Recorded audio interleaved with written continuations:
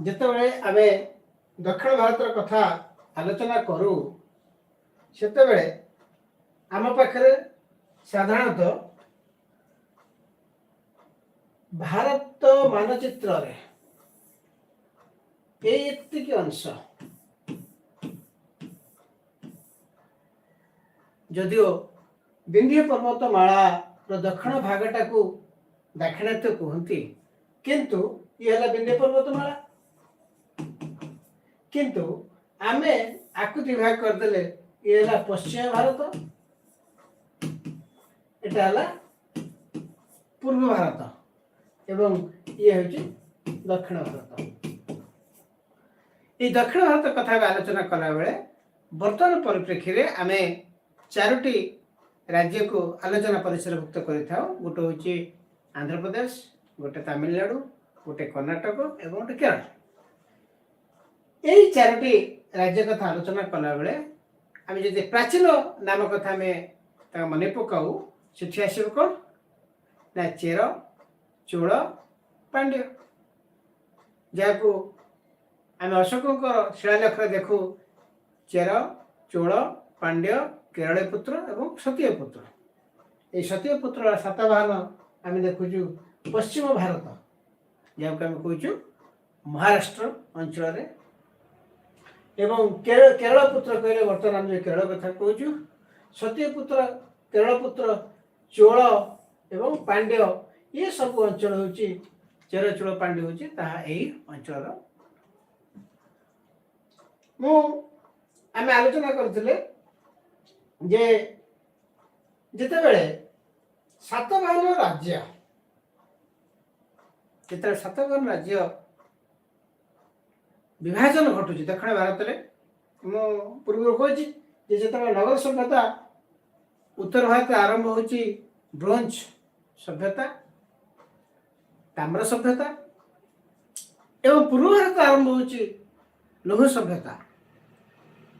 से दक्षिण भारत संपूर्ण भाव में आदिवासी बा घंच जंगलपूर्ण थिला, गमनागमन सुविधा नथिला, तेणु कौन से नगर सभ्यता सेठारे देखादेवा बहुत कठिन व्यापार थिला।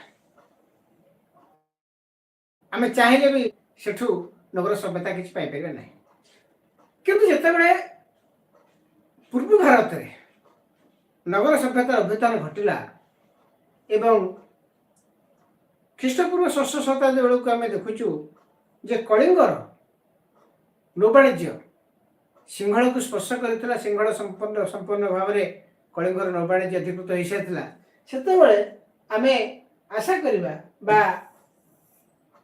ये जो कलिंग महानदी कूलू ताम्रलिप्ति कूलू गोदावरी कूलू थिला ताहा क्रमे दक्षिणाभिमुखी कृष्ण नदी की जाइए, आमर कावेरी नदी की जाइए, वैगेही नदी की जापर सिंहल को जाइए।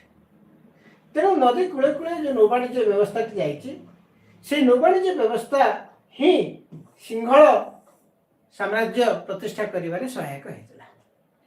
किंतु यही जो नौवाणिज्य जो उपकूल देकी गला से जो बंदर मान गढ़ी उठी ये विशाखापाटना हो, कलिंगपाटना हो, मसूलीपाटना हो कि कावेरी पाटना हो कि चिनापाटना हो, जिते पाटना आम देखुं ये चन्नराय पाटना हो आमर कर्णाटक जो आम कह श्रवण बेलगोला जो कह चन्नराय पाटना हो, तो ये जिते पाटना आम देखुं ये पाटना गुड़िक हूँ ओडिशार बा कलिंगर तत्कालीन कलिंगर गोटे नौवाणिज्यिक भित्तिभूमि से तैयारी होता। तेणु ये नौवाणिज्य भित्तिभूमि धीरे धीरे कौन कला ना स्थानीय लोक मानू ये कार्यक्रम नियोजित कला।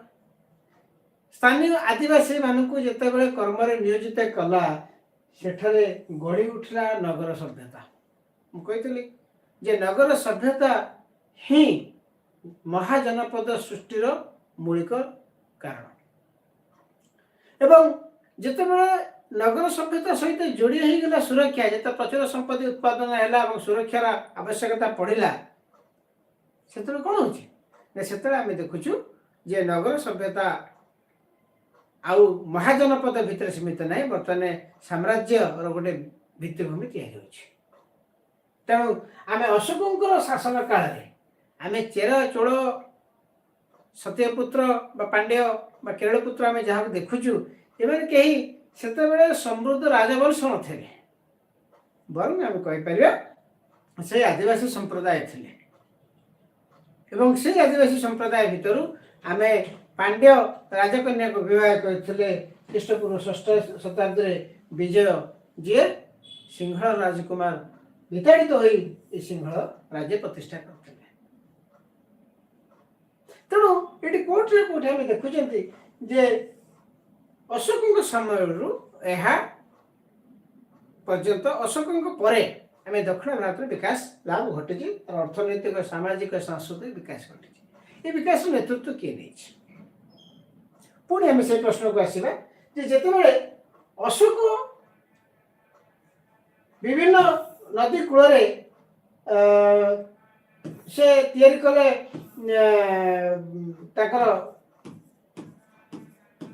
शिलालेख गुड़िक स्थापन कले शिलालेख गुड़िक स्थापन कौटी करते ना से नगर सहर मानक से करते अर्थात से सुवर्णगिरी गोटे प्रतिष्ठित नगर थिला सुवर्णगिरी पाखे ब्रह्मगिरी सुवर्णगिरी आम जानते संगम कलु ये जिते आम देखुचु सब जगह गोटे नगर सभ्यता थिला एवं ए नगर सभ्यता परवर्ती समय साम्राज्य प्रतिष्ठा करने बाट पेटे आम जाचु गोदावरी कूल जो अशोक थिला 16 महाजनपद एवं आम देखुचु से गोदावरी कूल ये सातवाहन साम्राज्य एपटे सातवाहन एपटे कलिंग एवं उभय लक्ष्य रहा कौटी दक्षिण भारत तेणु आम जिते आम देखुचु सातकर्णी हूँ पुलवामा हूँ जो मैंने भी आसमस्ते समस्ते दक्षिणाभिमुखी होती दक्षिण भारत को अधिकृत कर जिते सातकर्णी सातवाहन साम्राज्य शेष हो से कौन हो ना आम पाखे अनेक किसी नुआ नुआ साम्राज्य देखा मिलूँ से नुआ नुआ साम्राज्य कौन ना गोटे सीधा सड़क कथा ये केंद्रीय अंचल ऊपर अंचल आसीगला कहार ना कुषाण हो कुषाण साम्राज्य कथा कहूँ जिते कुषाण उत्तर भारत को अधिकृत करते आम देखुचु कौन ना नागवंशी राजा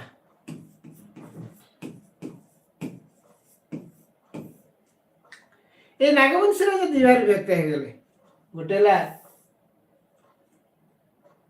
विंध्य शक्ति आम कहीदे ये बाकाटक शासक है आउ गोटे आमर भंजवंशी विंध्य विंध्याटवी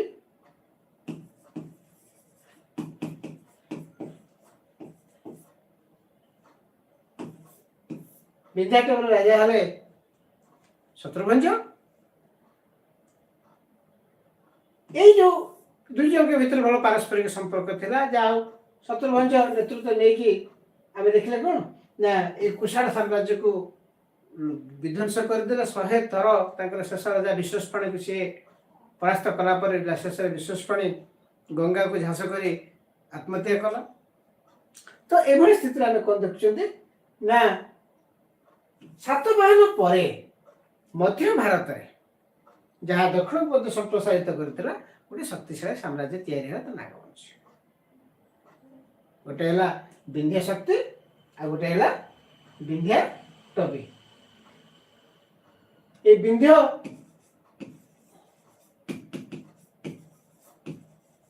विंध्य शक्ति राजा है किए से बाकाटक विंध्या टवी राजा है किए से भंजवंशी शत्रुभंज श्रेष्ठ माणभंज जी माण संपद तैयारी करते परवर्ती आम विभिन्न शिलालेखर माण संपद आम देखू अर्थात ये माण संपद गुप्त मान पूर्व गुप्त संपद पूर्व आम देखुचु जो कुषाण मैंने संपद करते कुषाण पर माण संपद आरंभ होता और माण संपद पर गुप्त संपद आरंभ होता तो यही विंध्य शक्ति एवं विंध्याटवी दुईटाकर साम्राज्यर मध्य परवर्ती समय शक्तिशाली राजा न घटू से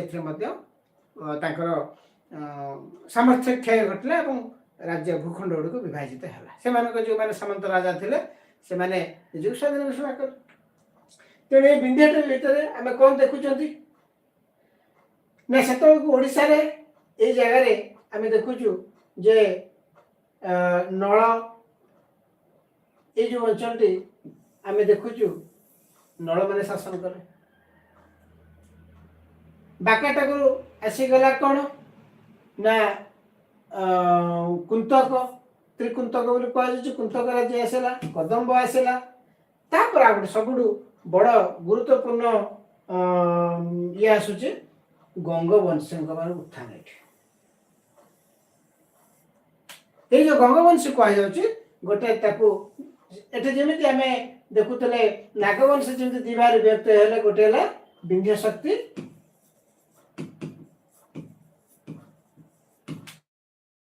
ये जो विंध्य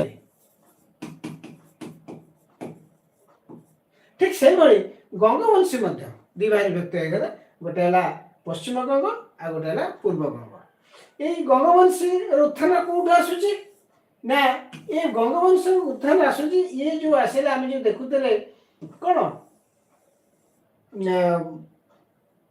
महा जो कृष्ण गोदावरी जो दोआब अंचल रही ये कृष्ण गोदावरी दोआब अंचल ये कालक्रमे गोटे शक्तिशाली राज्य भाव देखा एवं ये जो गंग जे राजा थिले से किए थे ना ये बाकाटक राजा थिले सेनापति जितेबले बाकाटक राजा बाकाटक जितेबले तार प्रभाव कमिगला सेतेबले आम देखुचु बाकाटक प्रभाव कमिगला परे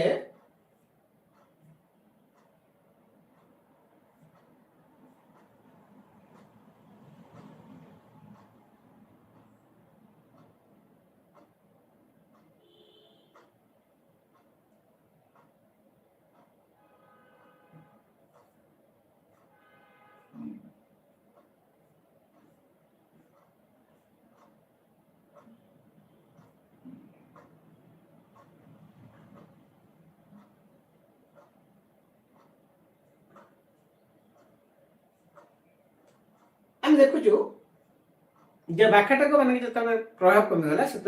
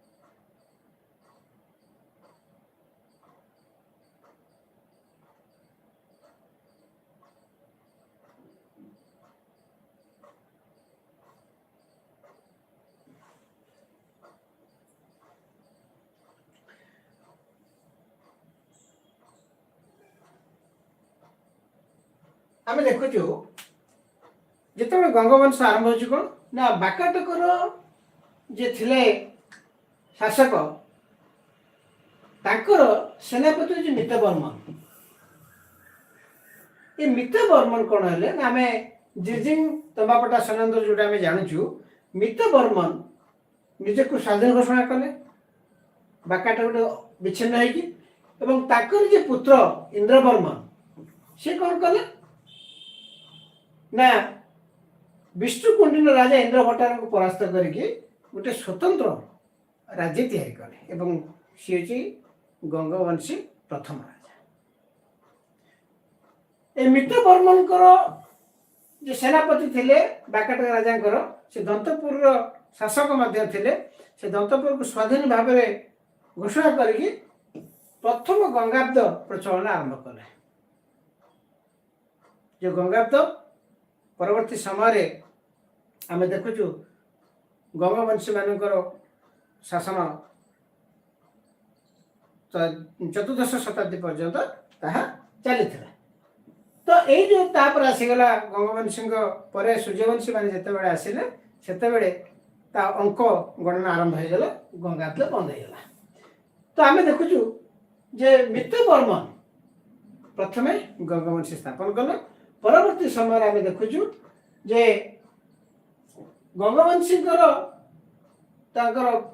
जिते बीर सिंह ज्येष्ठ पुत्र कामान्न एक मान को गंगवाड़ी अंचल छाड़ी से जो गंगवंश मैंने गंगवाड़ी कहला।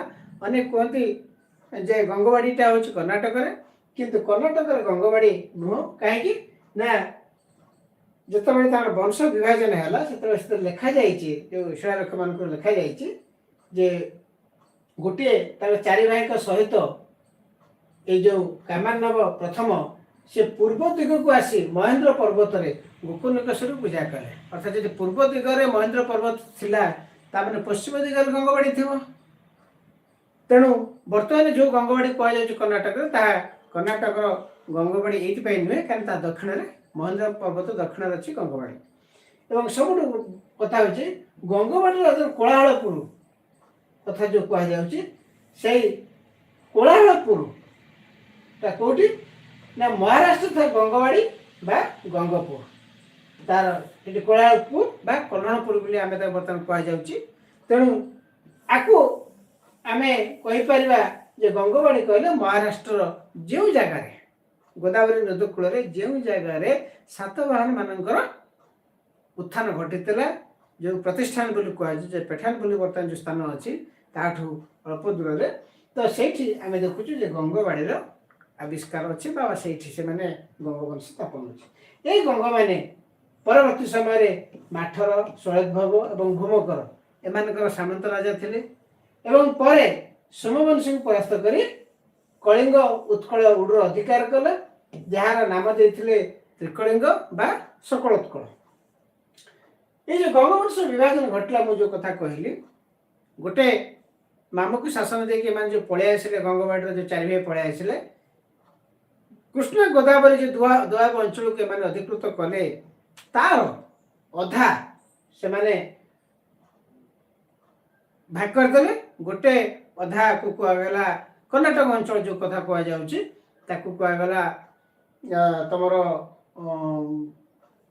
पश्चिम गंग एवं एपटे जोटा रहा कहगला पूर्व गंग। ये पूर्व गंग एवं पश्चिम गंग भितर ये है गोटे आम देखुचु जे ये आरंभ है ये समुदाय थिला ये अंचल गुड़ाक। तो आपको आम देख दुई भाग व्यक्त कर गोटे पश्चिम गंग जो समुद्र उपकूल पर्यटन व्यापी था एवं ईस्टर्न गंग यह समुद्र पर्यटन धीरे धीरे व्यापिक यहाँ गोदावरी नदी पर्यंत पलि आसला। यह समय आम देखुचु जे आउ गोटे ऐतिहासिक घटना घटी जितेबाला आम सातवाहन साम्राज्य कथा आसूची।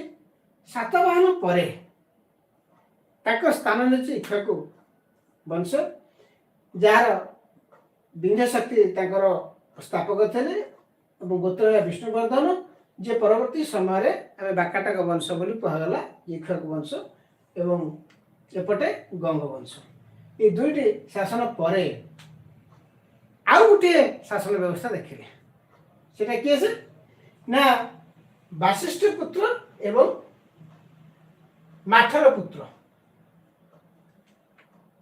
ये जो वशिष्ठ पुत्र एवं माठर पुत्र कथा आसिले ये दुईटी राजवंश से कृष्ण गोदावरी द्वैब अंचल आरंभ कले। गंगवंशी प्रथमे जदिव गोदावरी उपर पार्श्व थे तेज परवर्ती समय आम देखुचु ये वशिष्ठ पुत्र एवं माठ पुत्र माने बेंगी और पृष्ठपुर राजधानी स्थापन कले। पृष्ठपुर को आज जो पिठापुर बोली कह जाए आंध्र प्रदेश अच्छी ଏବଂ ବେଙ୍ଗୀ ମଧ୍ୟ ସେ ଆନ୍ଧ୍ର ପ୍ରଦେଶର ଅଛି, ତାହାକୁ ବୈଶିଷ୍ଟ୍ୟ ପୁତ୍ର ମାନେ ମାଠ ମାନେ ପୃଷ୍ଠପୋଷଣ କଲେ। ଉଭୟଙ୍କ ମଧ୍ୟରେ ବୈବାହିକ ସମ୍ପର୍କ ଥିଲା ଏବଂ ଯେତେବେଳେ ସମୁଦ୍ରଗୁପ୍ତ ଦକ୍ଷିଣ ପଥ ଅଭିଯାନ କରିଥିଲେ ସେତେବେଳେ ଏ ପୃଷ୍ଠପୁର କଥା ମଧ୍ୟ ଉଲ୍ଲେଖ ରହିଛି, କିନ୍ତୁ ତାହା ସେମାନେ ଅଧିକୃତ ଯଦିଓ କରିଥିଲେ କିନ୍ତୁ ପରେ ଦେଇଥିଲେ। କିନ୍ତୁ ସେହି ସମୟରେ ଯେଉଁ କଳିଙ୍ଗର ରାଜଧାନୀ ଥିଲା ଶ୍ରୀପୁର ବା ସିଂହପୁର ପାଳାଖେମୁଣ୍ଡି ପାଖରେ ଯେଉଁଟା ରହିଛି, ତାକୁ ସେମାନେ ଲେଖି ନାହାନ୍ତି ଆମର ସମୁଦ୍ରଗୁପ୍ତ ତାଙ୍କର ଯେଉଁ ଦକ୍ଷିଣ ପଥ ଅଭିଯାନ ବିଷୟ ତାକୁ ଯୋଡ଼ି ନାହାନ୍ତି। ଅର୍ଥାତ୍ ଆମେ କୋଉଠି ନା କୋଉଠି ଦେଖୁଛନ୍ତି ଯେ ସେତେବେଳେ ଗୁପ୍ତ ସାମ୍ରାଜ୍ୟଭୁକ୍ତ ଓଡ଼ିଶା ହେଇ ନଥିଲା, ଯଦିଓ ସେ ପୃଷ୍ଠପୁର ଏବଂ ବେଙ୍ଗୀ ଅଧିକୃତ କରିଥିଲେ ଏବଂ ପରେ ଛାଡ଼ି ଦେଇଥିଲେ। ଏବଂ ଏଇଠି ଆମେ ଦେଖୁଛୁ ଯେତେବେଳେ ଚାଲିଗଲା ପରେ ସମୁଦ୍ରଗୁପ୍ତ ଯେଉଁ ଛୋଟ ଛୋଟ ରାଜ୍ୟ ଗୁଡ଼ିକ ଥିଲା ସେଗୁଡ଼ିକୁ ଏକାଠି କଲେ। କିଏ ସେ? ନା ଏଇ ମାଠର ମାନେ ଏକାଠି କଲେ ଏବଂ ଏ ମାଠ ମାନେ ଏକାଠି କରି ଗୋଟେ ମାଠର ବଂଶ ସ୍ଥାପନ କଲେ। ଏଇ ମାଠ ବଂଶର ସ୍ଥାପକ କିଏ ଥିଲେ? ନା ବିଶାଖ ବର୍ମା। 314 330 ଏ ବିଶାଖ ବର୍ମା ଥିଲେ ସମୁଦ୍ରଗୁପ୍ତଙ୍କର ସମସାମୟିକ। ସମୁଦ୍ରଗୁପ୍ତ 319ରେ ଅଭିଯାନ ଆରମ୍ଭ କରିଛନ୍ତି। ଇଏ ସେତେବେଳେ ଶ୍ରୀପୁର ବା ସିଂହପୁରରେ ରାଜା ଥିଲେ। ତେଣୁ ଯେହେତୁ ସମୁଦ୍ରଗୁପ୍ତଙ୍କର ଅଭିଯାନରେ ଶ୍ରୀପୁର ବା ସିଂହପୁରର ନାଁ ନାହିଁ, କଳିଙ୍ଗର ନାଁ ନାହିଁ, ତେଣୁ ଆମେ ଜାଣିଛୁ ଯେ ମାଠକୁ ପରାସ୍ତ କରିନଥିଲେ କି ସେ ଆକ୍ରମଣ କରିନଥିଲେ ସମୁଦ୍ରଗୁପ୍ତ। ଏବଂ ଆମେ ଦେଖୁଛୁ ସେହି ସମୟରେ ମାଠ ବଂଶୀୟ ରାଜା ବିଶାଖ ବର୍ମା ବିଷ୍ଣୁ ଶର୍ମା ନାମକ ଜଣେ ବ୍ରାହ୍ମଣକୁ ତପ ଏକ ଗ୍ରାମ ଦାନ କରିଥିଲେ। ଯେଉଁ ବିଷ୍ଣୁ ଶର୍ମା ପଞ୍ଚତନ୍ତ୍ର ଗଳ୍ପ ଗ୍ରନ୍ଥ ରଚନା କରିଥିଲେ ଏବଂ ତାପରେ ଆମେ ଦେଖୁଛୁ କାଳିଦାସ, ବରାହମିର, ଘଟକର୍ପୂର ଯାହା ଆମେ ଦେଖୁଛନ୍ତି ତା ପରବର୍ତ୍ତୀ ସମୟରେ ସେମାନେ ଆସିଛନ୍ତି। କିନ୍ତୁ ସଂସ୍କୃତ ସାହିତ୍ୟର ସବୁଠାରୁ ପ୍ରାଚୀନ କବି ଭାବେ ଆମେ ଯାହାକୁ ନେଇଛୁ ବିଷ୍ଣୁ ଶର୍ମାଙ୍କର କାବ୍ୟ ବା ତାଙ୍କର ଗ୍ରନ୍ଥ ଗୁଡ଼ିକ, ତାହା ଏଇ ସିଂହପୁର ବା ଶ୍ରୀପୁର ରାଜଧାନୀ ଭିତରେ ଥିଲେ ଏବଂ ସେ ରାଜପୁତ୍ର ମାନଙ୍କୁ ଶିକ୍ଷା ଦେବା ପାଇଁ ଯେଉଁ କାହାଣୀ ଗୁଡ଼ିକ କହୁଥିଲେ ତାହା ହିଁ ଲିଖିତ ରୂପ ନେଇ ପଞ୍ଚତନ୍ତ୍ର ଭାବରେ ପ୍ରତିଷ୍ଠା ଲାଭ କରିଥିଲା, ପ୍ରକାଶ ଲାଭ କରିଥିଲା। ଆମେ ଦେଖୁଛୁ ବିଶାଖ ବର୍ମାଙ୍କ ଉତ୍ତରାଧିକାରୀ ରାଜା ହେଲେ ଉମା ବର୍ମନ। ଯଦି ମାଠ ବଂଶକୁ ସବୁଠୁ ଶକ୍ତିଶାଳୀ କିଏ କରିଥାଏ ତାହା ହେଉଛି ଉମା ବର୍ମନ। ତାର ପରିସୀମା ବ୍ୟାପ୍ତ କରିଥିଲେ ଉମା ବର୍ମନ। ଉମା ବର୍ମନ କ'ଣ କଲେ ନା ଯେତେ କଳିଙ୍ଗ ଭୂଖଣ୍ଡ ଥିଲା ସବୁ ଗୁଡ଼ିକୁ ସେ ଏକାଠି କରିଦେଲେ ଏବଂ ଯାହାକୁ କୋଶଳ ବା କଲଚୁରୀ ବୋଲି କୁହାଯାଏ ତା ପର୍ଯ୍ୟନ୍ତ ମଧ୍ୟ ଆସିଥିଲେ। ତେଣୁ ସେ କ'ଣ କଲେ ଯେଉଁ କଳିଙ୍ଗାଧିପତି କହିଲେ।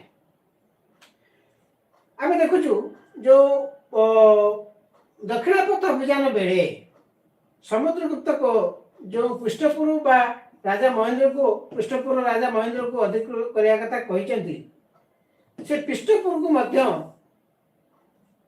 ପରବର୍ତ୍ତୀ ସମୟରେ ଏଇ ଉମା ବର୍ମନ ଅଧିକୃତ କଲେ। ତେଣୁ ଆମେ ମଧ୍ୟ ପଟ୍ଟାୟିକା ଶାସନ ଅନୁସାରେ ଦେଖୁଛୁ, ମୁଁ ଯେଉଁ କଥା କହିଲି ଗୁପ୍ତ ବଂଶ ପୂର୍ବରୁ ଯେଉଁ ମାଣ ସମ୍ପଦ କଥା ଥିଲା, ସେ ମାଣ ସମ୍ପଦ ମଧ୍ୟ ଓଡ଼ିଶାର ବିଭିନ୍ନ ଜାଗାରେ ମିଳିଛି। ବିଶେଷ କରି ପଟ୍ଟାୟିକା ତାମ୍ର ଶାସନ ମଧ୍ୟ ମାଣ ସମ୍ପଦର ଉଲ୍ଲେଖ ମିଳିଛି। ତେଣୁ ମାଣ ସମ୍ପଦ ଥିବାରୁ ପ୍ରମାଣ ହେଉଛି ଗୁପ୍ତମାନେ ଓଡ଼ିଶା ଅଧିକାର କରୁନଥିଲେ। ଯାହା ବି ହେଉ ଗୁପ୍ତ ଯେତେବେଳେ ଓଡ଼ିଶା ଅଧିକାର ନ କରୁଛନ୍ତି, ଆମେ ସମତଳ ଦେଖୁଛୁ ଦକ୍ଷିଣ ଭାଗରେ ମାନେ ପୂର୍ବ ଏବଂ ଦକ୍ଷିଣ ଭାଗରେ ସମତଳରେ ବିକଶିତ ଲାଭ କରୁଛି ମାଠର ରାଜବଂଶ, ଯାହାର ସୀମା କୃଷ୍ଣ ନଦୀ ଠାରୁ ସମ୍ପୂର୍ଣ୍ଣ ଭାବରେ ମହାନଦୀ ପର୍ଯ୍ୟନ୍ତ ବ୍ୟାପିଥିଲା। ଯାହାକୁ ଦକ୍ଷିଣ କୋଶଳ ବା ଦକ୍ଷିଣ ତୋଷଳ କୋଶଳ ଏ ସବୁ ରାଜ୍ୟ କଙ୍ଗୋଦ ଆସିନଥିଲା। ନଳଠୁ ଆରମ୍ଭ କରି ଯେଉଁ ଯେଉଁ ରାଜ୍ୟ ଗୁଡ଼ିକ ଥିଲା ଏ ସବୁଗୁଡ଼ିକୁ ଅଧିକୃତ କରି ଗୋଟେ ବିଶାଳ କଳିଙ୍ଗ ସାମ୍ରାଜ୍ୟ ତିଆରି କରିଥିଲା। ଇଏ ଆମେ ଦେଖିଲେ ଗଙ୍ଗବଂଶ କଥା ଦେଖିଲେ ଆଉ ମାଠ ବଂଶ କଥା ଦେଖିଲେ। ଆମେ ଆଉ ଗୋଟେ କଥା ମୁଁ କହୁଛି ଯେ ଆମର ଏ ଯେଉଁ ଆମର ମାଠ ବଂଶୀ ବିଷୟରେ। ମାଠ ବଂଶୀଙ୍କର ରାଜା ଶକ୍ତି ବର୍ମନ କଥା ତ ତାପରେ ଆସିଲେ ଉମା ବର୍ମନ ପରେ ଆସିଲେ ଶକ୍ତି ବର୍ମନ। शक्ति बर्मन दक्षिण कलिंग को जय कर गुहपुर को राजधानी कले। पुणी शक्ति बर्मन महानदी कृष्णानदी मध्य जो शासक कह जाता से निगुण शासन अनुसार से समय आम देखु गुप्त सम्राट चंद्रगुप्त द्वितीय जे समुद्रगुप्त पर अधिक शक्तिशाली राजा थे जहाँ विक्रमादित्य बोली कह जाए। ये चंद्रगुप्त हूँ शक मान परास्त कर मालव को अधिकार कले। मालव और सौराष्ट्र एवं बाकाटिका सम्राट पृथ्वीसेन सी कुंतल अधिकार करने फल तीन राजवंश दक्षिण पूर्व माठर उत्तर गुप्त और मध्य बाकाटक एम भर गोटे राजनैतिक संघर्ष सूत्रपात हबार यथेष्ट संभावना थिले मध्य समस्त समपरिमाणर शासक थिबारु सेमानक क्षमता शक्ति सामर्थ्य समान थिबारु कौनसी भयंकर युद्ध हो पारि नथिला। तेरे आमे देखुचु जेतो प्रभंजन बर्मन माठ राजा हेले 521 536 सेते बेले ए माठर राजवंश संत जे थिले गंगवंशी माने मुझे कथा कर जो गंग दिवारी व्यक्त हो गला पूर्व गंग पश्चिम गंग से माने कलिंग को अधिकृत करने अर्थात जो माठर माने शासन करते से अंचल टाक बर्तमान कलिंग से कलिंगटा बर्तमान नहीं गले कि से गंगवंशी नहीं गले। एवं आउ गोटे चमत्कार कथा जो तार महानदीर दक्षिण पार्श्व माठर अधिकृत होता कि महानदीर उत्तर पार्श्व जहाँ को आम कह उत्तर तोषण ये उत्तर तोषण परिसीमा दक्षिण महानदीर उत्तर पार्श्व आरंभ करके गंगा नदी पर्यंत व्यापी था जार ना था विरजानगर। एवं आम जाचु जे कलिंग महाराज पृथ्वी विग्रह सामंत जी अच्छे धर्मराज सुमंडल ताम्रशासन आम देखुं कौन ना अनेक कहते जे गुप्त राज्य सहित जो शब्दटी रही गुप्त राज्य को से कहते ये गुप्त राज्य शब्द को लेकिन कहते ओडिशा गुप्त राज्य अधीन था। प्रकृत में गुप्त राज्य कहले गुप्त मान राज्य नुह कहीं 575 बेलू आउ उत्तर भारत में गुप्त साम्राज्य नाला गुप्त साम्राज्य 3 भाग में विभक्त होगी बर्तमान गुजर प्रतिहार मानक आगमन पलि आसला राष्ट्रकूट मानक आगमन पलि आसला जो सौराष्ट्र को ये अधिकृत करते मालव और सौराष्ट्र को अधिकृत करते चंद्रगुप्त द्वितीय ता बर्तमान सौराष्ट्र राष्ट्रकूट मान अधीन को पलि आसला। सेमती गंगा नदीर उत्तर पार्श्व जिते भूखंड था गुजर प्रतिहार मान कबल को पलि आसला अर्थात दुर्बल हो जाता गुप्त साम्राज्य के 575 बेलू तेणु 575 बेलू जदि दुर्बल हो जाता से मैंने सामंत केमी थे गोटे दुर्बल राजा सबल राजा मैंने केमी हे ये तेणु से समय आम देखु कौन ना कलिंग बा ओडिशा केबे नथिला तंकर जो गुप्त मानकर सामंत केबे नथिला अधीनता स्वीकार करि नथिला। ठीक से समय दक्षिण रे आम आ गोटे देखुचु चालुक्य वंश ये चालुक्य वंश तार संस्थापक होती पुलकेशी 535 से सिंहासन आरोहण कले अर्थात जिते दक्षिण रे आम माठ राजवंशर दुर्बल हो जाऊँगी गंगवंशर पुनरुत्थान घटुची बाकाटक दुर्बल हो जाऊँगी कहीं बाकाटकर जी शासन करुले से विंध्य शक्ति परवर्त जो मैंने आसे से भी एत शक्तिशाली राजा नथिले से स्थान में आम देखुचे चालुक्य वंश स्थापन है। ये चालुक्य मैंने कौन कल ना बादामी को अधिकार कर बर्तमान से निजर शक्तिशाली राज्य स्थापन कले ताकर पुत्र जे कीर्ति वर्मा से कल्चर को परास्त कले विजयश्री अधिकार कले कल्चर मान परास्त कले एवं पुलकेशी द्वितीय जे पश्चिम गंगा और कदम्ब शासन परास्त कले एवं ये पुलकेशी द्वितीय कथा तुम जानी जिते उत्तर भारत में गंगवंश जो गुप्तवंश के शासन पर ଆସୁଛନ୍ତି କିଏ ସେ ନା ଆମର ହର୍ଷବର୍ଦ୍ଧନ ଆସୁଛନ୍ତି କନୌଜର ଯେ ଶାସକ ଯୋଉ ହର୍ଷବର୍ଦ୍ଧନ ଯୋଉ ଆସୁଛନ୍ତି ହର୍ଷବର୍ଦ୍ଧନ କୁ ସେ ପରାସ୍ତ କଲେ ଏବଂ ପରାସ୍ତ କରି ପରମେଶ୍ୱର ଦକ୍ଷିଣ ପଥେଶ୍ୱର ଉପାଧି ମଧ୍ୟ ସେ ଧାରଣ କରିଥିଲେ। ଅର୍ଥାତ୍ ସେତେବେଳକୁ ପୁଲକେଶୀ ଦ୍ୱିତୀୟ ଦକ୍ଷିଣ ଭାରତକୁ ଗୋଟେ ବିଶାଳ ସାମ୍ରାଜ୍ୟ ସେ ପ୍ରସ୍ତୁତ କରିସାରିଥିଲେ। ବେଙ୍ଗୀକୁ ଯେତିକି ସେ ବିଷ୍ଣୁବର୍ଦ୍ଧନକୁ ନିଜ ଭାଇ ବିଷ୍ଣୁବର୍ଦ୍ଧନ ସେଠି ରାଜା କଲେ ଏବଂ ପଲ୍ଲବ ଶାସକ ନରସିଂହ ବର୍ମନ ଶ୍ରୀଲଙ୍କା ଶାସକ ଯୋଉ ଦ୍ୱାରା ଗୋଟେ ଯେତେବେଳେ ଯୁଦ୍ଧ କରୁଥିଲେ ସେତେବେଳେ ସେ ଯୁଦ୍ଧ କରିଥା ମୃତ୍ୟୁ ଘଟିଲେ। ତାପରେ ଆସିଲା ବିକ୍ରମାଦିତ୍ୟ ପ୍ରଥମ। ସେ ଚୋଳ ପାଣ୍ଡ୍ୟ ଏବଂ କେରଳକୁ ପରାସ୍ତ କଲେ କରିକି ସେ କହିଲେ ତିନି ସମୁଦ୍ରର ବର୍ତ୍ତମାନ ମୁଁ ଅଧିକୃତ ହେଲି। କାହିଁକିନା ସେତେବେଳେ ସମୁଦ୍ର କଥା କାହିଁକି ଆସୁଥିଲା ନା ସମୁଦ୍ର ନୌବାଣିଜ୍ୟର ମୁଖ୍ୟ କେନ୍ଦ୍ର। ତେଣୁ ଏଇ ତିନି ଭୂଖଣ୍ଡକୁ ଅଧିକୃତ କଲା ପରେ ସେ ଭୂଖଣ୍ଡକୁ ଗୁରୁତ୍ୱ ଦେବା ଅପେକ୍ଷା ସେ କହୁଥିଲେ ମୁଁ ତିନି ସମୁଦ୍ରରେ ମୋ ଘୋଡ଼ା ପାଣି ପିଲି ସାତମାନେ ବି ସେଇ କଥା ଲେଖିଥିଲେ। କାହିଁକି ନା ନୌବାଣିଜ୍ୟ ପାଇଁ ତିନି ସମୁଦ୍ରର ଆବଶ୍ୟକତା ଥିଲା। ସମୁଦ୍ର କୂଳ ବ୍ୟବସାୟ ଚାଲିଥିଲା। ତେଣୁ ଆମେ ଦେଖୁଛୁ ବିକ୍ରମାଦିତ୍ୟ ପ୍ରଥମ ବିକ୍ରମାଦିତ୍ୟ ଦ୍ୱିତୀୟ ଏ ବିକ୍ରମାଦିତ୍ୟଙ୍କ ପ୍ରଥମ ଦ୍ୱିତୀୟ ସମୟରେ ଆମେ ଦେଖୁଛୁ ଆରବ ମାନେ ମଧ୍ୟ ଭାରତ ଆକ୍ରମଣ କରିଥିଲେ ଏବଂ ଲାଟର ଜୟସିଂହ ବର୍ମନ ଯେ ତାଙ୍କର ଭାଇର ପୁଅ ଯେ ପରବର୍ତ୍ତୀ ସମୟ ରାଜା ହେଇଥିଲେ ସେ ପୁଲକେଶୀନ ସେ ଆରବ ଆକ୍ରମଣକୁ ବିଫଳ କରିଥିଲେ। ଦକ୍ଷିଣ ଭାରତରେ ଆରବ ମାନେ ଯେଉଁ ଆକ୍ରମଣ କରିଥିଲେ ଯେହେତୁ ସେହି ସମୟରେ ଆମେ ଜାଣିଛୁ ଉତ୍ତର ପଶ୍ଚିମ ଭାରତକୁ ସେମାନେ ଆକ୍ରମଣ କରି ସିନ୍ଧୁ ସହରକୁ ବା ସିନ୍ଧୁ ନଗରୀକୁ ବା ସିନ୍ଧୁ ରାଜ୍ୟକୁ ସେମାନେ ଅଧିକୃତ କରିଥିଲେ। ସେମାନେ ମଧ୍ୟ ଦକ୍ଷିଣକୁ ଆକ୍ରମଣ କଲାବେଳେ ଏଇ ପୁଲକେଶୀ ତାକୁ ବିରୋଧ କରିଥିଲେ ବା ତାକୁ ପରାସ୍ତ କରିଥିଲେ। ସେଇଭଳି କୀର୍ତ୍ତିବର୍ମନ ତାଙ୍କର ଶେଷ ରାଜା ଥିଲେ କୀର୍ତ୍ତିବର୍ମନ। ତାକୁ ହଟାଇ ଏ ରାଷ୍ଟ୍ରକୂଟ ବଂଶ ସ୍ଥାପନ କରାଗଲା। ଅର୍ଥାତ୍ ରାଷ୍ଟ୍ରକୂଟ ଯେତେବେଳେ ଆସୁଛି ସାମ୍ନାକୁ ଆସୁଛି ସେତେବେଳେ ସେପଟେ ଗୁପ୍ତମାନଙ୍କର ପ୍ରଭାବ ଘଟୁଛି ଏବଂ ଚାଲୁକ୍ୟମାନଙ୍କୁ ମଧ୍ୟ ପ୍ରଭାବ ଘଟୁଛି ଯାହାଫଳରେ ଆମେ ରାଷ୍ଟ୍ରକୂଟ ସାମ୍ରାଜ୍ୟର ଉତ୍ଥାନ ଦେଖୁଛୁ।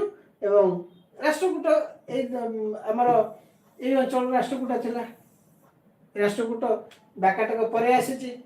ବାକାଟକ ଅଧିକୃତ କଲା କୁନ୍ତଳକୁ କଦମ୍ବକୁ ଅଧିକୃତ କଲା ପରେ ବାକାଟକ ରାଜ୍ୟ ପୁଣି ଯେତେବେଳେ ଦୁର୍ବଳ ହେଇପଡ଼ିଲା ସେତେବେଳେ ତାହା ଛାତି ଉପରେ ତିଆରି ହେଲା କ'ଣ ନା ଏପଟେ ଆସିଲା ଗଙ୍ଗ ଏପଟେ ଆସିଲା ପଲ୍ଲବ ଏବଂ ତାପରେ ଆସିଲା ଏପଟେ ଆସିଲା ରାଷ୍ଟ୍ରକୂଟ। ଏଇ ସମୟରେ ଆମେ ଆଉ ଗୋଟିଏ ଶାସନ ଦେଖୁଛୁ। ଏଇଟା ଭାରି ଦକ୍ଷିଣ ଭାରତ ଇତିହାସର ଗୋଟେ ଗୁରୁତ୍ୱପୂର୍ଣ୍ଣ ବିଷୟ। ତା ହେଉଛି କଳବ୍ର ବିଦ୍ରୋହ। এই କଳବ୍ର ବୋଲି ନୂଆ ଏକ ରାଜନୈତିକ ଶକ୍ତିର ଉତ୍ଥାନ। ତାର ସମୟ ହେଉଛି ଖ୍ରୀଷ୍ଟପୂର୍ବ ତୃତୀୟ ଶତାବ୍ଦୀରୁ ଷଷ୍ଠ ଶତାବ୍ଦୀ। କି ସେ କଳବ୍ର ଆମେ ଜାଣିଛନ୍ତି ଜଗନ୍ନାଥ ମନ୍ଦିର ଅନେକ ସମୟରେ ଲୁଟତରାଜ ହେଇଛି କିନ୍ତୁ ତୃତୀୟ ଚତୁର୍ଥ ସମୟରେ ଗୋଟେ ଜଗନ୍ନାଥ ମନ୍ଦିରକୁ ମଧ୍ୟ ଲୁଟତରାଜ ହେଇଛି। ସେତେବେଳେ ଜଗନ୍ନାଥ ନାଁ ନଥିଲା ତାକୁ ପୁରୁଷୋତ୍ତମ କୁହାଯାଉଥିଲା ଏବଂ ସେହି ସମୟରେ ଚିଲିକା ଭିତରେ ଚିଲିକା ଦେଇ ଆସିଛି କିଏ ସେ ରକ୍ତବାହୁ। ଆମେ ମାଦଳା ପାଞ୍ଜିରେ ଲେଖା ହେଇଛି ଯେ ରକ୍ତବାହୁ ଆକ୍ରମଣ। ଏ ରକ୍ତବାହୁ କେସ୍ ଏପର୍ଯ୍ୟନ୍ତ ଇତିହାସ ନିରବ। ଚତୁର୍ଥ ପଞ୍ଚମ ଶତାବ୍ଦୀରେ ଆମେ ଦକ୍ଷିଣ ଭାରତରେ କିଏ ରକ୍ତବାହୁ ଆସି ଜଗନ୍ନାଥକୁ ନେଇକି ଯାଇଛି ଏବଂ ଚିଲିକାରେ ଝଡ଼ ହେଇଛି। ବହୁତ କଥା ଯେଉଁ କଥା ଆମେ କିମ୍ବଦନ୍ତୀରେ ରହିଛି ଏଇଟା ଐତିହାସିକ ତଥ୍ୟ ନୁହେଁ। ମାଦଳା ପାଞ୍ଜିରେ ଲେଖାଯାଇଛି କିନ୍ତୁ ଏ କଥା ଲେଖା ହେଇଛି ମାନେ କିଛି ଗୋଟେ ସତ୍ୟତା ଥିବ। ଏ ରକ୍ତବାହୁ ହେଉଛି ଏ କଳବ୍ର। ଏ କଳବ୍ର ରାଜା 270 ଖ୍ରୀଷ୍ଟାବ୍ଦରେ ଆମେ କ'ଣ ଦେଖୁଛୁ ନା କୁରନ ବା ମୁଲରକୁ ଚିରି ଶିଳାଲେଖ ଅନୁସାରେ ତାହା ପାଇଛୁ। ସେ ନେନ୍ଦୁଜଙ୍କ ଗୋଟେ ତାମ୍ର ପ୍ଲେଟରେ ମଧ୍ୟ ଆମେ କଳବ୍ର କଥା ପାଉଛୁ। କାହିଁକି ଏମାନେ ଆସିଲେ କିଏ ଏମାନେ? ଏ କଳବ୍ର ହେଉଛନ୍ତି ସେଇ ଦକ୍ଷିଣ ଭାରତର କେନ୍ଦ୍ରୀୟ ଅଞ୍ଚଳରେ ଥିବା କିଛି ଆଦିବାସୀ ଗୋଷ୍ଠୀ। ଯେଉଁ ଆଦିବାସୀ ଗୋଷ୍ଠୀ ମାନେ ଚେର ଚୋଳ ପାଣ୍ଡ୍ୟ ଏବଂ ପଲ୍ଲବ ସେ ରାଜାଙ୍କ ଅତ୍ୟାଚାର ବିରୁଦ୍ଧରେ ବିଦ୍ରୋହ କରିଥିଲେ ଏବଂ ବିଦ୍ରୋହର ଆଉ ଗୋଟିଏ କାରଣ ରହିଛି କ'ଣ ନା ଏହି ସମୟରେ ଆମେ ଦେଖୁଛୁ ଯେ ସେମାନଙ୍କ ଲକ୍ଷ୍ୟ ଥିଲା ବ୍ରାହ୍ମଣ। ଅର୍ଥାତ୍ ଏଇ ଯୋଉ 4ଟି ଦକ୍ଷିଣ ଭାରତୀୟ ରାଜ୍ୟ ସେତେବେଳେ ବ୍ରାହ୍ମଣ ମାନଙ୍କ ଦ୍ୱାରା ପ୍ରଭାବିତ ହୋଇ ଶାସନ କାର୍ଯ୍ୟ ଚାଲୁଥିବାରୁ ଏଇ ନିରୀହ ଆଦିବାସୀ ମାନେ ଶୋଷିତ ହେଉଥିଲେ। ହୁଏତ କୌଣସି ସଚେତନ ଆଦିବାସୀ ନେତା ସେମାନଙ୍କୁ ସଂଘବଦ୍ଧ କରିଛି ଏବଂ ସଂଘବଦ୍ଧ କରି ଏଇ ଚେର ଚୋଳ ପାଣ୍ଡ୍ୟ ପଲ୍ଲବ ରାଜକୁମାର ମାନଙ୍କୁ, ଅର୍ଥାତ୍ ମୁଁ ସାଧାରଣତଃ ରାଜ କର୍ମଚାରୀ ନୁହେଁ, ସେ ରାଜକୁମାର ମାନଙ୍କୁ ବା ରାଜାମାନଙ୍କୁ ବନ୍ଦୀ ବନେଇ ସେମାନଙ୍କୁ ମୃତ୍ୟୁଦଣ୍ଡ ଦେଇଛନ୍ତି, ସେମାନଙ୍କୁ ହତ୍ୟା କରିଛନ୍ତି। ଏପରିକି ବ୍ରାହ୍ମଣ ମାନଙ୍କୁ ଧରିକି ମୃତ୍ୟୁଦଣ୍ଡ ଦେଇଛନ୍ତି। ବ୍ରାହ୍ମଣ ମାନଙ୍କୁ ଜମି ଦେବା ପ୍ରଥାଟାକୁ ବନ୍ଦ କରିଦେଇଛନ୍ତି। ଅର୍ଥାତ୍ ଆମେ କହିପାରିବା ପ୍ରଥମ କରି ଦକ୍ଷିଣ ଭାରତ ଗୋଟେ ବ୍ରାହ୍ମଣ ବିରୋଧୀ ଅଭିଯାନ ଚାଲିଛି। ଏବଂ ସେମାନଙ୍କ ସମୁଦାୟିକ ଗୋଷ୍ଠୀ ହେଲା କିଏ? ସେ କଳବ୍ର ବିଦ୍ରୋହ ତାକୁ କୁହାଯାଏ। ସେଇ କଳବ୍ର ଆମେ ଦେଖୁଛୁ ଯେ ତାଙ୍କ ଜଣେ ରାଜା ଅଚ୍ୟୁତ ବିକ୍ରାନ୍ତ, ସେ ଅଚ୍ୟୁତ ବିକ୍ରାନ୍ତ ଯେ କାବେରୀପଟ୍ଟନମରୁ ଶାସନ କରୁଥିଲେ ଏବଂ ସେ ବୌଦ୍ଧ ଥିଲେ। ଅର୍ଥାତ୍ ଆମେ କହିପାରିବା ଏଠି ଦକ୍ଷିଣ ଭାରତରେ ବୌଦ୍ଧ ବ୍ରାହ୍ମଣ ଲଢ଼େଇ ଚାଲିଛି ଏବଂ ତାର ପ୍ରଭାବ ନିଶ୍ଚିତ ଭାବରେ ଆମେ ଦେଖିବାକୁ ଗଲେ ଓଡ଼ିଶାର ଯେଉଁ ଏମାନେ ଜଗନ୍ନାଥ ମନ୍ଦିରକୁ ଯେଉଁ ଚତୁର୍ଥ ପଞ୍ଚମ ଶତାବ୍ଦୀରେ ଯେଉଁ ଲଢ଼େଇ ହେଇଛି ସେଇଥିରେ ଏଇ ଅଚ୍ୟୁତ ବିକ୍ରାନ୍ତ ହଉ ବା ତାଙ୍କର ଅନ୍ୟାନ୍ୟ ରାଜ୍ୟମାନେ ହଉ ସେମାନେ ଆକ୍ରମଣ କରିଛନ୍ତି। ଜଗନ୍ନାଥ ପାଇଁ ଏଠି ଯେଉଁ ହୁଏତ ବ୍ରାହ୍ମଣ୍ୟବାଦର ଯେଉଁ ଉତ୍ଥାନ ଘଟୁଥିଲା, ବୌଦ୍ଧର ବିଲୁପ୍ତି ଘଟୁଥିଲା, ବୌଦ୍ଧ ଧର୍ମର ଉତ୍ଥାନ ପାଇଁ ଏଠି ଗୋଟିଏ ସଂଘର୍ଷ ମଧ୍ୟ ଏହିସବୁ ଦେଖାଯାଇଥିଲା। ତେଣୁ କଳବ ବିଦ୍ରୋହଟା ଆମେ କହୁଛୁ ଯେ ସମଗ୍ର ଦକ୍ଷିଣ ଭାରତରେ ଗୋଟିଏ ନୂଆ ସାମାଜିକ ସମାନତା, ସାମାଜିକ ସ୍ଥିତି ସୃଷ୍ଟି କରିବାରେ ମୁଖ୍ୟ ଭୂମିକା ନେଇଥିଲା।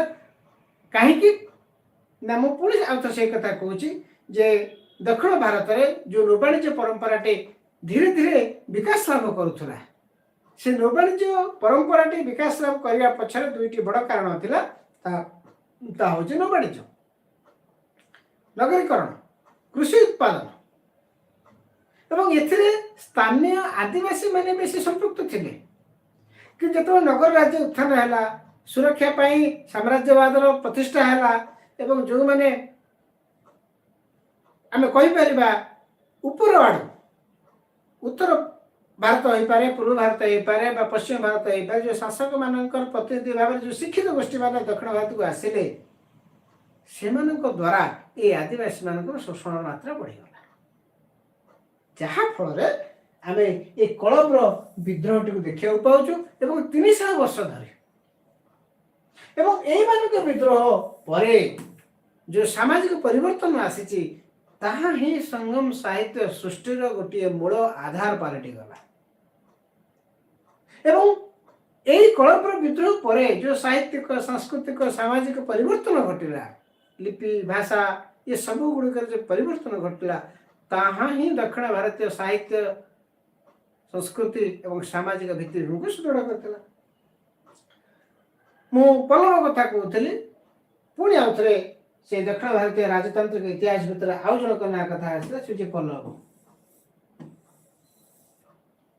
এই যে পল্লব মানে আসলে ଆମେ ପଲ୍ଲବ କିଏ? ସେ ନା ପ୍ରଥମେ ତାଙ୍କ ରାଜା ମହେନ୍ଦ୍ର ବର୍ମନ। ଏ ମହେନ୍ଦ୍ର ବର୍ମନ ତାର ସଂସ୍ଥାପକ ଥିଲେ ସିଂହ ବିଷ୍ଣୁ 575। ଦେଖ ସେଇ ସମୟ ଭିତରେ ଯେଉଁ ଆମେ ରାଜ୍ୟ ଗୁଡ଼ିକ ଦେଖୁଛୁ ସବୁ ଷଷ୍ଠ ଶତାବ୍ଦୀ ଭିତରେ ତିଆରି ହେଉଛି। ଉତ୍ତର ଭାରତରେ ତିଆରି ହେଉଛି, ଦକ୍ଷିଣ ଭାରତରେ ତିଆରି ହେଉଛି। ଅର୍ଥାତ୍ ଆମେ ସଂକ୍ଷିପ୍ତରେ କହିପାରିବା ଯେ ଭାରତ ଭୂଖଣ୍ଡ ବର୍ତ୍ତମାନ ବିଭାଜନର ଦ୍ୱାରଦେଶରେ এইଭଳି ଭାବରେ ପ୍ରତ୍ୟେକ ଅଞ୍ଚଳ ବିଚ୍ଛିନ୍ନ ଭୂଖଣ୍ଡେ ଖଣ୍ଡେ ହବାରେ ଚାଲିଛି। ତ ଏଇ ଯେତେବେଳେ ବିଖଣ୍ଡିତ ହଉଛି ହବାର କାରଣଟା କ'ଣ? ନା ଶକ୍ତିଶାଳୀ ସାମ୍ରାଜ୍ୟ ନାହିଁ, ଶକ୍ତିଶାଳୀ ରାଜାମାନେ ନାହିଁ। ତ ତାର ଭିତରେ ପଲ୍ଲବ ଶାସନ ମାନେ ଆସିଗଲେ। ତାଙ୍କର ମହେନ୍ଦ୍ର ବର୍ମନ ହଉ, ନରସିଂହ ବର୍ମନ ହଉ, ନରସିଂହ ବର୍ମନ ଦ୍ୱିତୀୟ ଅପରାଜିତ ପଲ୍ଲବ ହଉ, ଇଏ ଯେ ପଲ୍ଲବ ଶାସନ ଆମେ ଦେଖୁଛନ୍ତି 10ମ ଶତାବ୍ଦୀ ପର୍ଯ୍ୟନ୍ତ ସେମାନଙ୍କର ସ୍ଥିତି ଭାରତ ପାଇଁ ବିଶେଷ ଅନୁକୂଳ ଥିଲା। କାହିଁକି ନା ପଲ୍ଲବ समय रे दक्षिण भारत रे सांस्कृतिक भित्तिभूमि प्रतिष्ठा लाभ कला। चालुक्य और पल्लव एमानकर गोटे दक्षिण भारत रे सांस्कृतिक भित्तिभूमि सुदृढ़ भित्तिभूमि तैयारी करथिले। ए चालुक्य कथा मु कहितली। चालुक्य बादाम चालुक्य एवं बेंगरा चालुक्य तो ये जो तापर पल्लव चालुक्य एवं पल्लव परे आमे आउ गोटे राजा देखुछन्ति कोन ना पल्लवଙ୍କ शासन अवस्था उपरे चोल साम्राज्यर प्रतिष्ठा होछि। ये चोल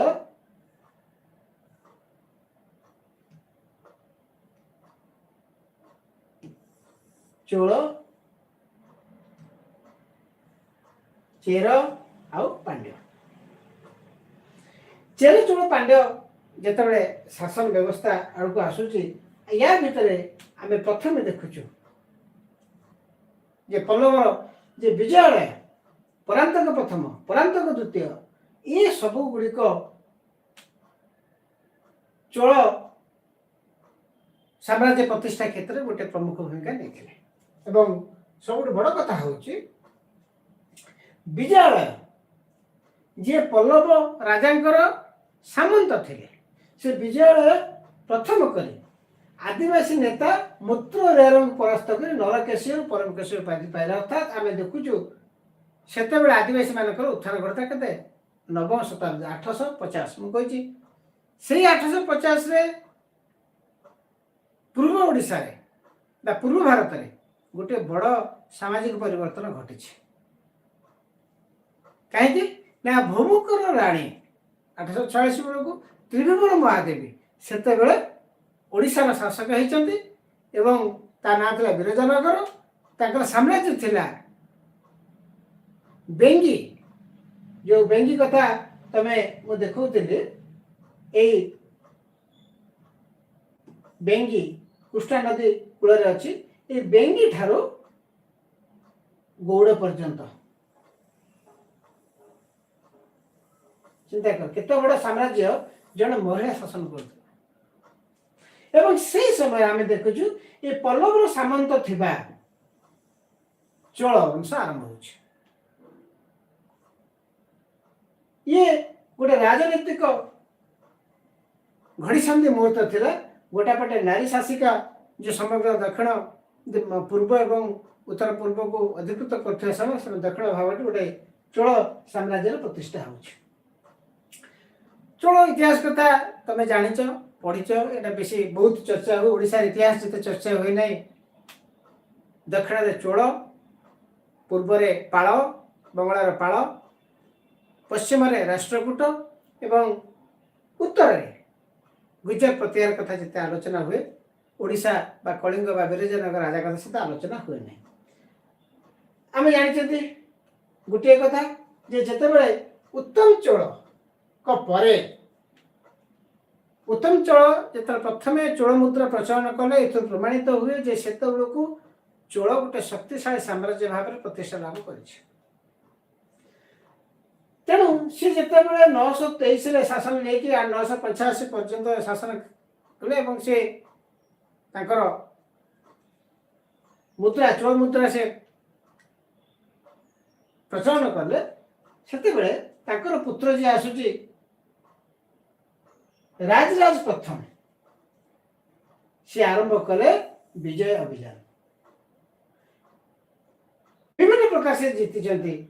श्रीलंका राजा महेंद्र परास्त कर मम्मुड़ी चोल मंडलम श्रीलंकार नाम जे तो सिंहल था ना बदल ना बदल देखल मम्मुड़ी चोल मंडल ता राजधानी था जो अनुराधापुर ताको ध्वंस कर ना दे जगन्नाथ मंडलम। चिंता कर से मत जगन्नाथ बहुत भक्त थे एवं जो श्री विजय शैलेन्द्र शासक को परमिशन देले गोटे बुद्ध विहार निर्माण पाई एवं से भूमि सर्वेक्षण और राजकीय रेकर्ड रखा व्यवस्था मध्य से आरंभ कले। अर्थात आम जानी जाऊँ राजराज प्रथम चोल साम्राज्य को गोटे दृढ़ भित्ति दबा सहित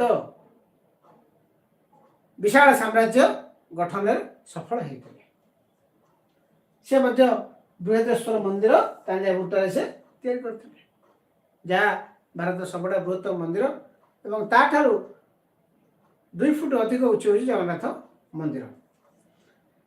ताकर पुओ अछि राजेंद्र प्रथम, राजेंद्र चोल। से राजेंद्र चोल मध्य से साम्राज्य विस्तार को गुरुत्व देइथिले। से सिंहल को पुणी अधिकार कले, अर्थात सिंहल मुक्त हो जाइथिला बोध हुए। तापरे राजा प्रथम को पर श्रीलंका पुणी मुक्त हो जाइथिला। गंगा अभियान करी बंगाल महिपाल को से परास्त करथिले। ए गंगा अभियान गोटे भारी चमत्कार घटना। कौन घटना ना 1014 बेलू आम देखुले जे कलिंगर राजा से जे थिले से कौन है, कलिंग तो नथिले बिरजानगर। बिरजानगर राजा थिले ये आम देखुचु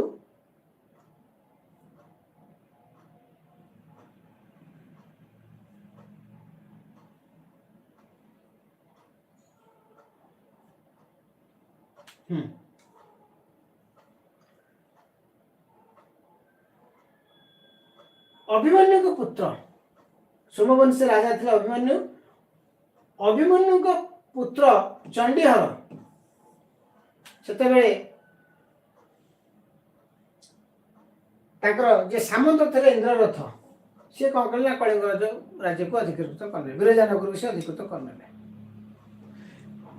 तेणु चंडीहर कौन कले ना राजेंद्र चोल को सहायता मांगले एवं राजेंद्र चोल मध्य सहायता देले। कह जाए जे चंडीहर से चोल राजा एक सेनापति होते, गुप्तर से प्रथम सेनापति होते एवं सेनापति भाव से पाखे काम करते। प्रभावित करी कलिंग आक्रमण करते, पितार आक्रमण प्रतिशोध नहीं से जाजपुर बिरजानगर आक्रमण करी से पुणी थर इंद्ररथ परास्त कर से पुणी कलिंग अधिकृत बिरजानगर शासक है। एवं ताकर जो विजय अभियान आम देखु राजेंद्र चोलकर 1017 से सिंहल को आक्रमण कले। तापरे आम देखु 1023 से बंगाल को आसुछंती का साहाय्य ना ये बिरजानगर जे राजा थिले ताकर सहायता विद्रोही को पर दंड देवाई से सहायता ने ना राजेंद्र चोल। 1020 से चालुक्य वंश को तो परास्त कले से आक्रमण कर चोल साम्राज्य। एवं चोल साम्राज्य को सॉरी चोल साम्राज्य जिते गंगा नदी कूल आम देखु दक्षिण जो आपको अधिकृत करते जोटा कि संपूर्ण ओडिशा अधीन से बिरजानगर अधीन था से कहले गंगाई कोंड चोलपुरम तार ना देते। एवं आम देखु जे राजेंद्र चोल बृहदेश्वर मंदिर तैयारी करते नटराज मूर्ति जोटा तमिल शिल्पकलार गोटे अपूर्व नमूना यही नटराज मूर्ति मध्य से निर्माण करते। ताकर जे पुत्र राजाधिराज प्रथम ये आसूची चोल एवं कलिंग भीतर लड़े। कहीं बिरजानगर जदिओ आम कहूँ ताहा महानदीर उत्तर पार्श्व थिला कालक्रमे ताहा भूमकर सोमवंशी द्वारा पुणी विस्तारित हो गोदावरी पर्यंत व्यापी थिला। से समय कलिंगर राजा अनंत वर्मन से सोमवंशी को परास्त करी जो कृष्ण गोदावरी मझी अंचलटा शासन करते क्रमे उत्तराधिकार सूत्र रे पूरा गंगा नदी कूल कृष्णा नदी पर्यंत पुणी गोटे विशाल साम्राज्य पाइले। एवं से समय राजेंद्र चोल को परे जो राजाधिराज चोल से परास्त हेले क्या द्वारा ना अनंत बर्मन वज्रहस्त पंचम जो अनंत बर्मन चोड़गंग देव जहाँ कह बापा वज्रहस्त पंचम जे ऊर्जा विषय लिखिं से अनंत बर्मन वज्रहस्त पंचम को द्वारा परास्त हेले किए से राजाधिराज जहाँ फल चोल साम्राज्य धीरे धीरे संकुचित होबार लगे एवं राजाधिराज प्रथम पुओ को वीर राजेन्द्र ताकू परास्त कले कि देवेंद्र वर्मा जे अनंत वर्मा पर्यंत पुत्र देवेंद्र वर्मा से परास्त कर कौन कले कन्या राजसुंदरी को विवाह कले वीर राजेन्द्र कन्या को यही राजसुंदरी पुत्र हूँ किए से ना आम तो कहते चोड़गंग देव अनंत वर्मा चोड़गंग देव एवं आम देखुचु तापरे अधिराजेन्द्र जे वीर राजेन्द्र पुत्र 2017 बेलू से प्रजा विद्रोह मृत्युलाभ कले ये चोल साम्राज्य लोप पाईगला जो चोल साम्राज्य लोप पाई जाऊँगी से समय चोल को अधीन जो चालुक्य राजवंश थिला तेणु चालुक्य उत्थान घटला चालुक्य राजवंश जो उत्थान घटुची से आम देखुचु आउ गोटे साम्राज्य प्रतिष्ठा हो चोल चालुक्य साम्राज्य कहीं वैवाहिक सूत्र में राजसुंदरी को जमी विवाह करते देवेंद्र वर्मा जमी कलिंगर राजा देवेंद्र वर्मा जमी विवाह करते ठीक से भाव में सकल उत्कल ना दिखाई तो कलिंग कथा कहला ये राजसुंदरी विवाह कलापर आउ गोटे भौणी को विवाह होता किए से ना कुलतुंग तृतीय ये कुलतुंग तृतीय जे आसिले नहीं कुलतुंग प्रथम जो विवाह करते सी उत्तर भारत सहित संपर्क आरंभ करते विजय लाभ कर पुआ विक्रम चोल जे बेंगी चालुक्य शासक सोमेश्वर को परास्त कर पुणी हयशाल को परास्त करते कुलतुंग द्वितीय जे चितांबर मंदिर को ध्वंस करते कुलतुंग द्वितीय सहित सब युद्ध चलता कहार अनंत वर्मा चोड़गंग देव जो युद्ध चोड़गंग देव परास्त होते से नहीं गोटे सुंदर काव्यटे तमिल साहित्य रचना कराई ना कलिंग तु परणी ये कलिंग तु परणी परणी अर्थ विजय गाथा तमिल भाषा विजय गाथा ये कलिंग विजय गाथा आम देखुच किए कर कुलतु द्वितीय सभा कवि से किभली कलिंग युद्धर भयभीत चोल साम्राज्यर अधिवासी गण जो कलिंग विजय कर चोल सेनाटे फेरुची कबाट फिटापी घर लोक मान नवेदन करुँच समस्ते मना कहीं कहते ये चोल राजा केवे जितबार संभावना नहीं विशाल कलिंग साम्राज्य चोल गोटे छोटिया राज्य तो चोल राजा जे कलिंग सेना को हर असंभव जो जे डाकुचे जो पुरुष अटे डाकुचे से घर पुरुष मानकर स्वर को अनुकरण करे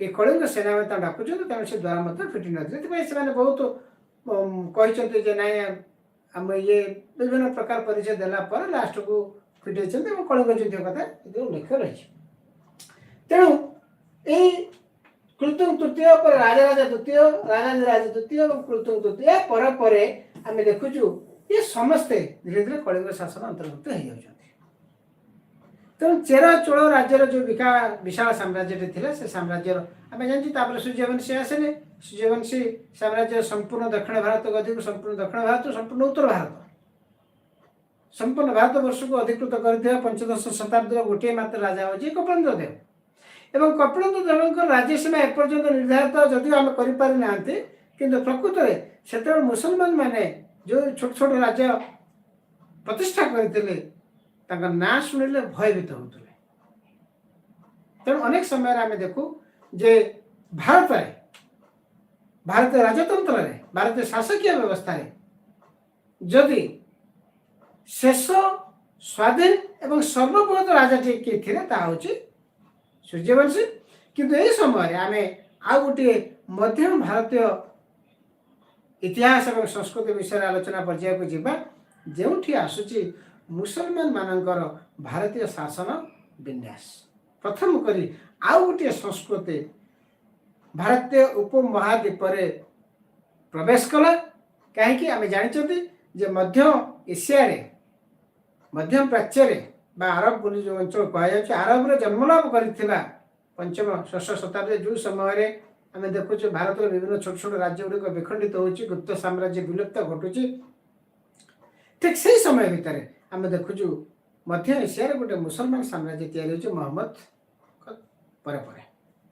मोहम्मद को अनुगामी द्वारा गोटे छोटिया भूखंडर छोटिया अल्प किसी लोकों द्वारा आदृत होता एक मतवाद जहाँ इस्लाम रे परिवर्तित होई प्रथमे मध्य एशिया पर धीरे धीरे भारत आड़ को आकर्षित हो सिंध प्रदेश को आक्रमण कला परे 1000 ख्रीष्टाब्द पर भारत गोटे नुआ राजनीतिक सामाजिक समीकरण घटुଛି जहाँ आम मुसलमान शासन भाव अभिहित कर मुसलमान शासन यूरोपीय मान आसवा पर्यंत भारत निजर आधिपत्य विस्तार करते तेणु आम इतिहास को समुदाय भारत इतिहास आम आलोचना कला बेले 30 सर्वनिम्न 30 क्लास दरकार 30 क्लास भितर आम 9टी क्लास भितर आम प्राचीन भारत को सारीदेले मध्ययुगीय एवं आधुनिक भारत विषय आलोचना करवा आउ 10टी क्लास भितर ता आउ बाकी जो 10टी क्लास से 10टी क्लास भितर आम यही प्राचीन मध्ययुगीय एवं आधुनिक काल सांस्कृतिक विभिन्न दिग को आम आलोचना पर्यालोचना करवा जहाँ परीक्षा बेस उपयोगी एपर्यंत जहाँ आलोचना है केवल ऐतिहासिक भित्तिभूमि ये भित्तिभूमि उपर ही संस्कृति रो सुदृढ़ जो सौध निर्माण तेणु आम ताड़ को जीवा पूर्व आगे अतीत को जानिया पड़ो इतिहास कालखंडर प्रत्येक घटना बेले को आमको जानिले आमको सुविधा हम जे यही राजा कहीं मंदिर तैयारी कले ये राजा कहीं नौ वाणिज्य को प्राधान्य देले ये राजा कहीं स्वर्ण मुद्रा प्रचलन कले ये राजा कहीं पोखरी खोलाइले ये सब गुड़िक ये राजा कहीं ये राजवंश कहीं लोप पाईगला ये सब गुड़िक आमको बुझा सहज हे उत्तर लिखा सहज हे तेणु आज आमर क्लास एति परवर्ती समय आसला काली आम पुणी एथरक मुसलमान युग को गति करवा।